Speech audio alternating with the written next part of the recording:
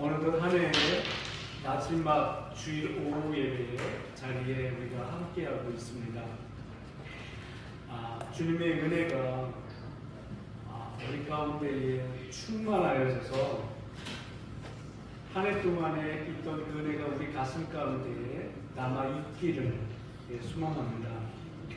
우리가 때때로 굉장한 일은 하지 않았지만 우리의 소소한 일을 통해서 주님의 사랑이 우리의 가슴에 스며 있기를 소망합니다. 이런 소소한 일상들, 특별한 게 일어나지 않지만 작은 일상들이 쌓여져 가지고 사람을 만들어 가지요. 그 대표적인 성경의 책에 룻기서가 그렇습니다. 오늘 특별히 룻기의 마지막 장면을 우리가 함께 나눕니다. 룻기는 그러니까 굵직굵직한 사건, 뭔가 큰 사건 일어나지 않습니다. 그런 사건들로 우리를 감동시키지도 않습니다. 오히려 너무도 평범한 일상, 소소한 일상, 별일 아닌 것들, 그래서 눈에 잘 띄지 않는 그런 순종, 이런 것을 통해서 하나님이 무엇을 하고 계시는가 하는 것을 보여주고 있는 게 룻기서예요.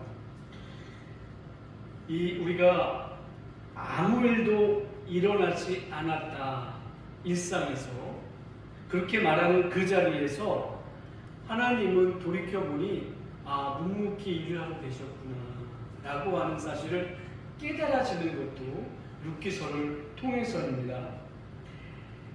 흔히 나오미의 이야기를 보면 나오미의 이야기는 인생 역전이다 라고 얘기를 합니다. 모든 게 끝났다라고 여겼던 한 가문이 보아스와 룻을 통해서 극적으로 이어졌기 때문이에요. 결과만 놓고 보면 어떻게 이런 식으로 모든 것들이 잘 짜여진 한 편의 드라마처럼 어떻게 이렇게 계획된 것처럼 잘 이루어졌을까 싶습니다. 하지만 나오미의 자리로 잠깐 내려와서 살펴보면 그 말은 너무 쉽게 붙여진 표현이라고 보여져요. 나오미는 베들레헴을 떠날 때 그녀는 가족을 이끌고 좀 더 잘 살아보자, 이렇게 살다가는 죽을 것 같다 라는 그 절박함에서 길을 나섰습니다. 가족을 살리려고 하는 그 마음이 더 컸겠죠. 하지만 그 선택은 보통 우리가 떠나는 단순한 이사나 이민의 길은 아니었어요. 왜냐하면 이스라엘이라는 나라는 한 땅을 받아가지고 살아간다고 하는 것이 하나님께서 그 땅 가운데에 계속해서 살도록 그렇게 하나님이 명하셨기 때문에 땅을 벗어나서 사는 것은 이거는 굉장히 심각한 문제인 겁니다. 근데 더욱이 지금 현재 그녀가 당면했던 현실에서는 기근이라고 하는 현실적인 문제 앞에서 더 이상 하나님의 은혜만을 기다리기는 어렵다라고 하여서 떠났던 길이었기 때문에 그녀의 베들레헴에서의 떠남, 그리고 다른 나라로의 간 여정은 하나님 앞에서 결코 자랑스럽지는 못한 겁니다. 어떻게 보면 하나님께서 그 땅 가운데에 기근이라고 하는 것을 특수한 형태로서 징계하고 계시는 그 자리에 하나님의 징계를 나는 받을 수 없다. 우리 가족은 어떻게 해서든지 간에 이 상황을 모면해 보겠다 라고 하는 심산으로 떠난 길이었던 것입니다. 그리고 나서 떠난 그 길은 그녀로서는 이제 이스라엘 사람이라는 정체성을 다 내려놓는 것이에요. 그리고 떠났는데 어디로 떠났다고요? 모압이라는 곳으로 떠났습니다. 여러분, 모압 하면은 떠오르는 게 무엇이 있나요? 모압 하면 롯의 첫째 딸이 어떻게 굉장히 이상스러운 속에서 아이를 낳게 되고 그 첫째 딸의 자손이 모압 족속의 조상이 되어집니다. 그러니까 뭐 이런 족속이 다 있나 싶을 정도로 굉장히 부끄러운 족속이에요. 근데 우리는 그런 부분으로만 알고 있지만 또한 발람 사건을 아실 겁니다. 이스라엘이 애굽을 나와가지고 가나안을 들어가는 여정에서 이 모압 왕이 모압 인근에 있는 이스라엘 사람들을 어떻게 하면 저 나라 사람들을 좀 이렇게 어려움에 빠뜨릴까 했던 모압 왕 발락이 발람을 청합니다. 그래서 발람한테 가가지고는 발람이라는 사람은 이스라엘 사람은 아니었어요. 그 사람은 아람 사람이었습니다. 아람의 예언자였어요. 근데 그 사람한테 가가지고 이스라엘 사람들을 좀 저주해달라고 얘기를 하죠. 근데 이 발람이 하나님의 말씀을 듣고 야, 너 가지마. 가면 너 알아서 해. 했더니 안 가겠습니다. 라고 합니다. 그러다가 발락이 더 높은 사람들을 보내가지고 재물과 함께 보내니까 그래? 내가 한번 잘 생각해볼게. 한번 가볼게. 하고 결정을 머뭇거리고 있을 때 하나님이 그에게 나타나서 말씀하시죠. 너 좋다. 가긴 가되 내가 너한테 주는 말을 들어서 전해라. 라는 말로 가서 전하는데 이제 그렇게 되는데 가는 도중에 이 발람이 제대로 까듣지 못하는 속에서 그 당나귀가 입을 열어서 말하게 되는 그런 일들을 겪게 되고 결국은 발람이 전하죠. 축복을 전하게 그 이스라엘 사람에게 축복을 전하는 이런 일들로 이루어지게 됩니다. 그리고 난 이후에 이스라엘의 바알볼 사건이라 그래서 모압 여인들과 함께 음행을 저지르고 그리고 또 우상 숭배하는 이런 일들이 그 땅 가운데 또 있게 됩니다. 그래서 그런 모습에서 아주 떨쳐 일어나서 외쳤던 게 비느하스가 그 사람의 여인을 죽이고 하는 부분에서 그 연병이나 이런 부분들이 멈췄다라고 하는 것이 성경 민수기에서 나타난 사건이었어요. 그리고 이스라엘 사람들이 모압 사람들을 볼 때에는 정상적인 사람으로 볼 수 없었기에 하나님께서 이들은 이스라엘의 총회에 들어올 수 없다라고 명했던 하나님이 보시기에 결코 자랑스럽지 못하고 이스라엘 사람들하고는 모압과의 관계가 결코 좋지 못하는 이런 관계에 놓여있던 사람들입니다.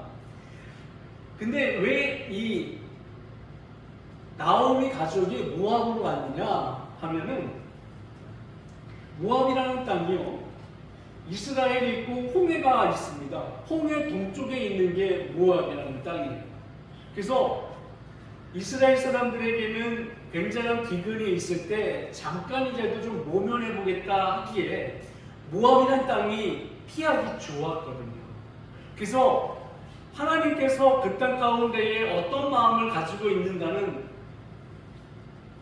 별 의식이 없었습니다.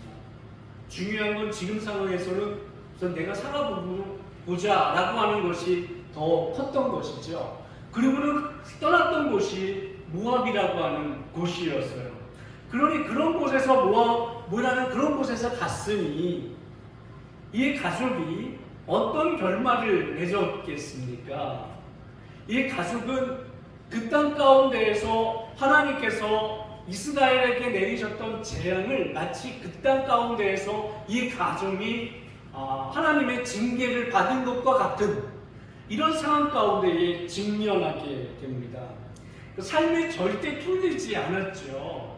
그래서 그의 남편이 죽고 아들 둘이 다 그 땅에서 죽습니다. 그리고 나서 난 이후에야 나오미가 깨달은 듯 싶어요. 야, 이제는 안 되겠다.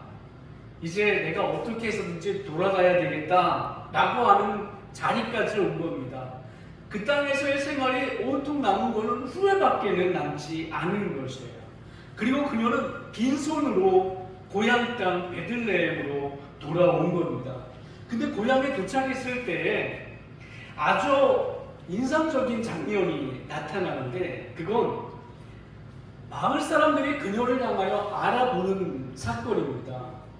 이미 세월이 많이 지났기 때문에 그녀는 노쇠졌을 것이고, 또 곁에 얼굴 모르는 좀 낯선 여자와 함께 들어오는 모습을 보면서 나옴인가 아닌가 긴가민가 하는 모습을 보이는 것이 정상이었을 것이에요.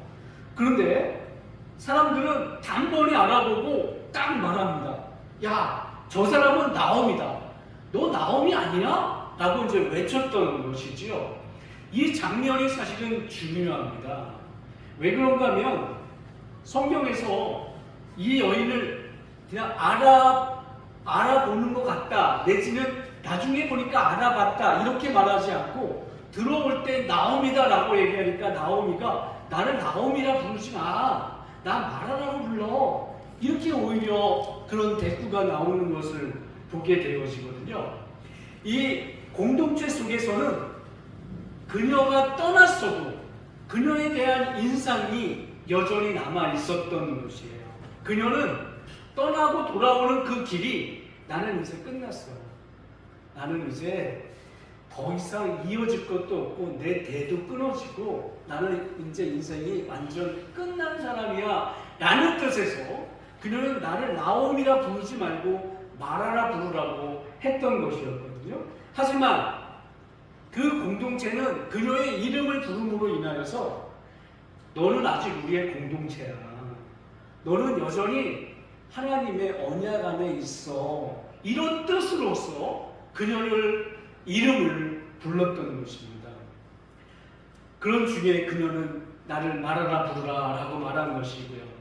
사실 마라라 부르라고 했던 그 말은 그녀로서는 자기 과장은 아니었어요. 그녀의 인생의 어떤 감정적인 표현도 아니었습니다.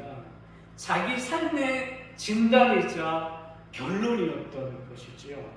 그리고 결론의 핵심은 이제는 이어질 것이 없다, 나는 내 대는 이제 완전히 끝났다 라고 말하는 것입니다. 하지만 공동체는 그녀를 마라라고 부르지 않습니다.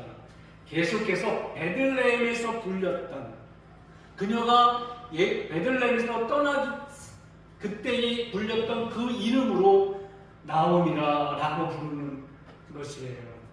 이 장면은 그녀가, 나오미가 자기 인생을 끝났다라고 규정을 했다 하더라도 하나님과 공동체가 그 인생을 지운 것은 아니라고 하는 사실입니다.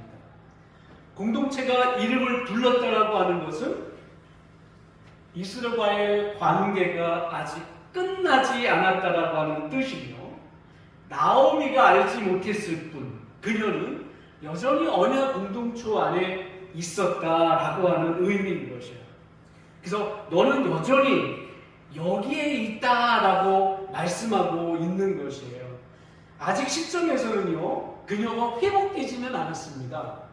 회복되지는 않았지만 하나님은 공동체의 입을 통해서 너는 여전히 언약 안에 있는 사람이란다 라고 하는 것을 공동체의 입을 통하여서 나오미라고 불렀다라고 하는 사실인 것이에요. 나오미의 이 고백, 나를 마라라 부르지 말고 나오미라 부르지 말고 마라라 부르라고 했던 이 고백은 그런 면에 중요한 것입니다. 왜냐? 고대 사회에서 대가 없이 며느리만 데리고 아들은 떠나고 며느리만 데리고 오는 이 상황 속에서 더 이상 이을 대는 없거든요. 그렇기 때문에 나는 이제 대가 끊긴 가문이야, 그 말은 자녀가 없어, 이 말을 넘어섭니다. 언약 공동체 안에 기업이 사라졌고 기억이 사라지고 역사 속에서 기억되지 않는 가문이야. 우리 가문은 끝났어. 이제 모든 게 다 사라졌어 라고 하는 것을 말하는 것이에요. 한 가정에, 한 가문에 대가 끊어지는 것, 당시로서는요 끔찍한 것입니다. 그래서 시편에 보면, 시편 127편에 보면 그런 말씀을 합니다. 왜 전통에 가득한 자는 복되도다. 전통이 뭐냐? 전통은 화살통을 말합니다. 화살통에 화살이 가득한 자는 복되다고 합니다. 그러니까 이스라엘 사회도 그렇고 우리나라도 옛날 시대 때 보면 대가 만약에 끊어졌다 그러면 어른들 난리 나잖아요. 아니, 가문의 대가 끊어져? 그거는 생각할 수도 없는 일인 것입니다. 마찬가지예요. 나오미에게서 대가 끊어졌다라고 하는 것은 이제 우리 집안은 끝났다라고 하는 것을 나타내 보여주고 있는 것이에요. 근데 오늘 이 본문은 그렇게 끝났다라고 말하던 나오미의 인생의 마지막 장면을 우리에게 보여줍니다. 16절을 보면 이렇게 말을 합니다. 나오미가 아기를 받아 품에 품고 그의 양육자가 되리라 라고 그래요. 아이를 낳은 사람은 룻이에요. 근데 성경은 아이를 아는 사람은 나오미라라고 얘기를 합니다. 이건 나오미가 아이를 돌봐줬다, 그냥 일시적으로 안아줬다라고 하는 말은 아니고요. 여기서 말하려고 하는 것은 그녀가 아이를 이렇게 돌봐줬네 이거보다는 이 자리의 위치가 중요한 것이에요. 그녀가 아이의 양육자가 되었다라고 말하는 것입니다. 생명을 돌보는 사람이 이제 나오미가 되는 것이에요. 그 생명을 다음 세대로 이어갈 책임 있는 자로 이 부여받은 사람이 나오미다라고 말하는 겁니다. 나오미는 나이로 보면 다른 사람의 돌봄을 받아야 될 나이에 이른 사람이었어요. 하지만 하나님은 그녀를 다시 생명을 돌보는 자리로 세우십니다. 그래서 나오미의 인생은 돌봄의 인생에서 끝나지 않고 다시 생명을 낳는 그런 주체로 전환시키신 거예요. 이 말은 나오미의 인생이 끝난 인생이 아니라 다시 책임과 이어짐으로 변화된 신분이, 위치가 바뀐 인생이 되었다라고 하는 말인 것이에요. 나오미에게 다시 생명을 맡기셨다라고 하는 말이 되는 것입니다. 이 말이 의미하는 말은요, 하나님께서 그녀를 여전히 하나님의 역사 속에 두고 계시다라고 하는 뜻이에요. 다시 맡기셨다라고 하는 말은 나오미의 삶이 하나님의 이야기에서 이미 끝난 과거가 아니라 현재 진행 중이다라고 하는 말씀을 하고 있는 겁니다. 그녀의 인생은 끝난 게 아니었던 것이에요. 룻이 아이를 낳음으로 그 아이를 돌봄으로 자기의 책임과 사명을 부여받게 되었다라고 하는 것입니다. 하나님은 나오미에게 이제 회복을 시키시면서 전혀 다른 방식으로 회복을 이루셔요. 끝났다고 판단되었던 인생의 자리에 하나님은 다시 책임을 맡기시고 끊어졌다고 여겨졌던 삶의 흐름을 새로운 방향으로 이어가도록 하게 하시는 거예요.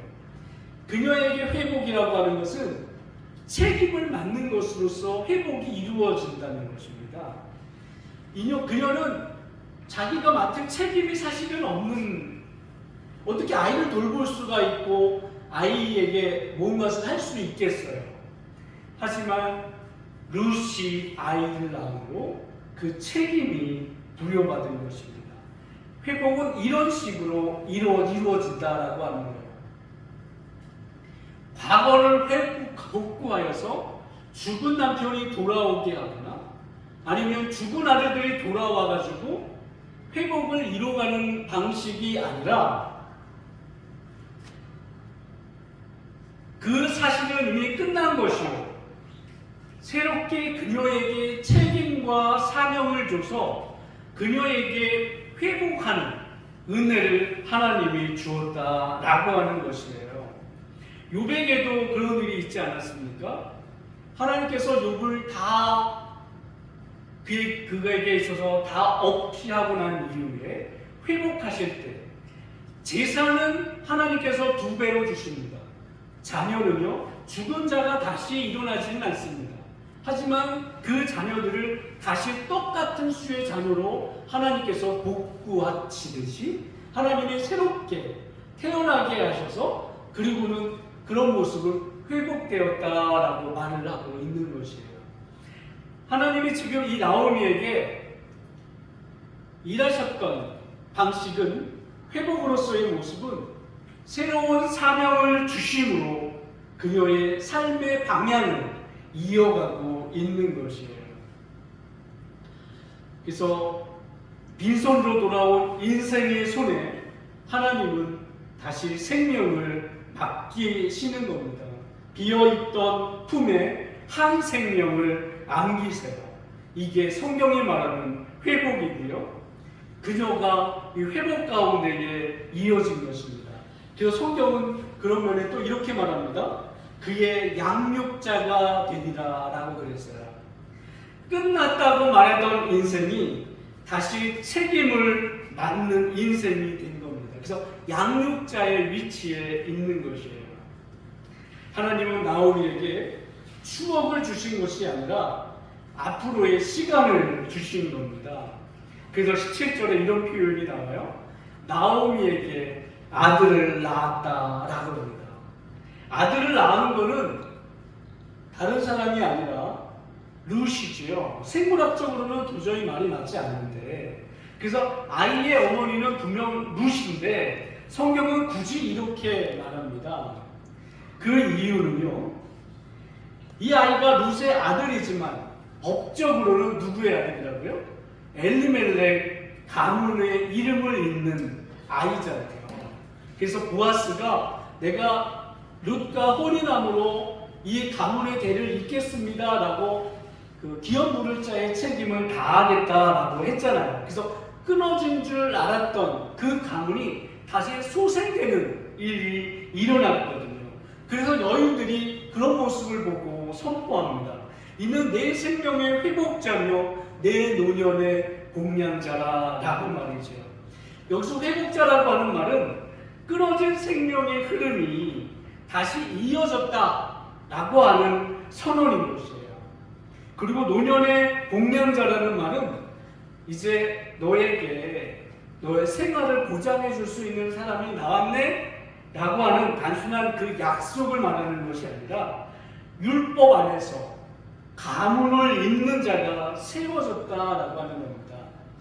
그리고 한 사람의 노년이 이제 동정에 의존하는 삶이 아니라 언약 안에서 보호받는 삶이 되었다라고 하는 말인 것이에요. 이 말을 누가 하고 있다고요? 이 말을 지금 나오미가 하고 있는 것이 아니라 공동체가 하고 있다고요. 공동체가 야 정말 너는 아이의 양육자이고 너는 이 아이의 복량자가 생겼다라고 말하고 있는 것입니다. 그래서 하나님은 이스라엘 가운데서 언약을 끊지 않으셨다라고 하는 증거로서 이 부분을 공동체가 읽고 있는 것이에요. 그래서 이것은 그녀를 향한 위로가 아니라 선언이며 그녀는 좋겠다라고 하는 감정이 아니라 신앙 고백입니다. 마땅히 그 공동체가 함께 하나님의 말씀에 따라 살아야 되고 지켜야 할 그런 말씀인 것을 말하고 있는 것이에요. 이제 룻기는 족보로 마칩니다. 오벳이 이새를 낳고 이새가 다윗을 낳습니다. 족보에서 나타나고 말하는 것은 어떻게 보면 당연하게 보일지 모르겠어요. 그렇지, 족보니까 나타지. 하지만 이 가문이 단절해서 위기에서 벗어나 언약 안에서 다시 온전히 세워졌다라고 하는 뜻입니다. 왜냐하면 이 점은 창세기 5장에서 그 족보와 비교해 보면 이 뜻이 더 선명하게 드러납니다. 창세기 5장에서 족보를 생각하면 어떤 것이 생각이 나나요? 역시 낳고 합니다. 그러다가 그 사람이 낳고 하다가 누가 죽었더라. 낳고 몇 살까지 살다가 누가 죽었더라. 이렇게 이어지는 것이 창세기 5장에서의 족보 이야기예요. 근데 지금 이 6기에서의 족보는 죽었다라는 말은 없습니다. 낳고 라는 말만 있어요. 이거는 굉장히 의도적인 것이에요. 물론 당연히 사람이 앞전에 사람 해가지고 죽었죠. 하지만 그 말은 하지 않습니다. 그거는 이 가문이 이제 소망 가운데에 다시 펼쳐질 것을 예견하고 있기 때문에 그래요. 창세기 5장에서의 족보는 여러분 굉장히 오랫동안 살았잖아요. 900 몇십 년 동안 살았습니다. 무드셀라는 969세까지 살았어요. 하지만 그 결말은 뭐였다고요? 죽었더라. 이런 모습을 통해서 사람들이 발견하는 거, 그때 당시 사람들이 무엇을 발견했을까요? 야, 이 사람들 진짜 오래 살았구나. 이것을 발견하지 않습니다. 죽었구나. 이렇게까지 살았는데 죽었구나 하면서 읽는 거예요. 그러면 죽었구나를 읽을 때 그 사람들이 무엇을 생각을 할까요? 왜 죽었을까? 그건 아담의 범죄가 이렇게 죽음을 낳았구나. 아담이 선악과를 따먹음으로써 오래는 살기는 했지만 다 죽는구나 라고 하는 것을 떠올리는 것입니다. 지금 여기서의 족보는 그런 면을 보여주지 않고 맨 마지막 번에 오히려 한 사람을 등장시킵니다. 그게 바로 다윗인 것이에요. 이거는 룻의 이야기가 한 가문의 이야기로 끝나는 것이 아니라 이스라엘 전체에 대한 회복에 대한 이야기로 하나님의 언약으로 다시 있는 말씀으로 우리에게 보여주고 있기 때문에 그래요. 죽음으로 끝나는 족보에서 약속을 향해 나아가는 족보로의 전환, 바로 이것이요 룻기 족보가 전하는 복음인 것입니다. 이걸 하나님께서 한 가문의 생존을 넘어서 왕의 길을, 더 나아가 메시아의 길을 역사 속에서 조용히 이어가고 계셨다라고 하는 뜻인 것이에요. 하지만 나오미는 여러분 어땠을 것 같습니까? 나오미가 큰 하나님의 큰 그림을 알았을까요? 지금 내가 걷는 길이 하나님께서 앞으로 장차 오실 메시아를 드러내는, 그리고 우리 룻이라는 며느리가 장차 그리스도를 낳을 조상이 될 거야. 그러니까 나는 이 아이에게 정말 잘해야 되겠다 라는 뜻을 알고 그 삶의 현장에서 살았을까요? 그렇게 살았을 일은 만무합니다. 보아스는 어땠을까요?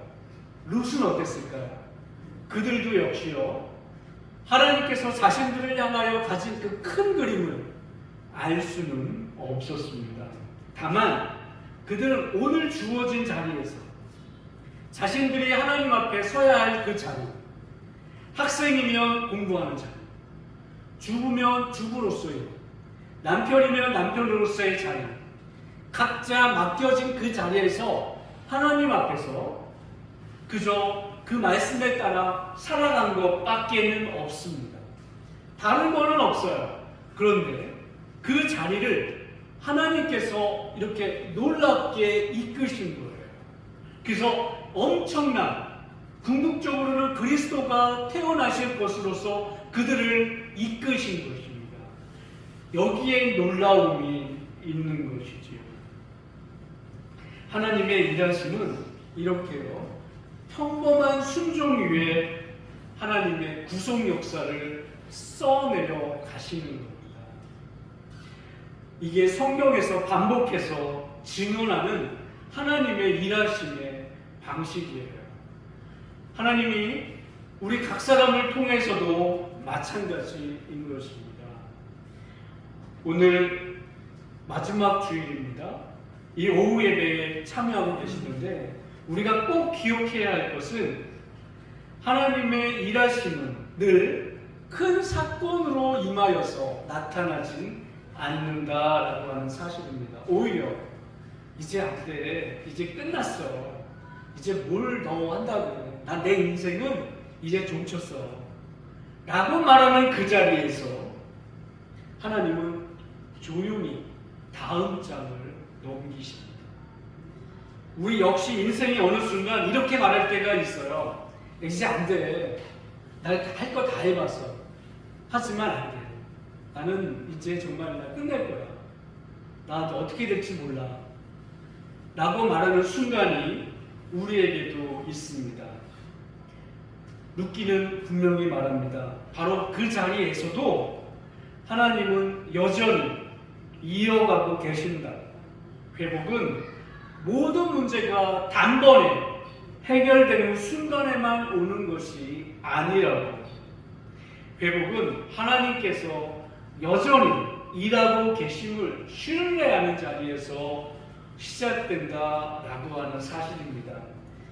우리는 몰랐지만 하나님은요, 그때도 일하셨고 지금도 일하시고 계셔요. 빈손으로 돌아온 인생을 빈손으로 끝내지 않으시는 하나님이십니다.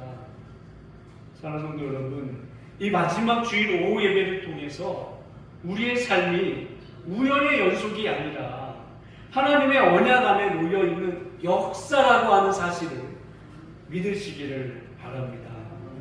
보이지 않는 자리에서 생명을 이어가시는 하나님을 신뢰하시기 바라요.